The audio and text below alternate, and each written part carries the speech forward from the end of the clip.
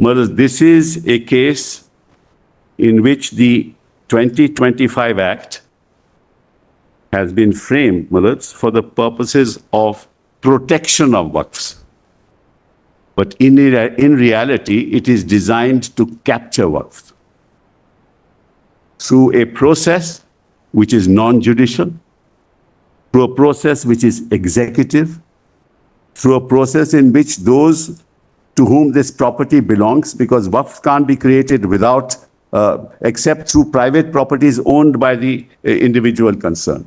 So private properties are being taken away only because there is some dispute. We don't know what the nature of the dispute is. And when that dispute happens, mullahs, a person is appointed who is higher than the collector, and that person will decide the dispute on his own. He will give a report, but by the time, mullahs, that report is given, we don't have the time frame. And within that, mullahs, while that report is pending, the waqf property is taken away. And taken away without following due procedure? Yes, and without following any procedure. I'll demonstrate all that to your lordships. Taken away with, and mullahs, the dispute is whether this is government property or my property.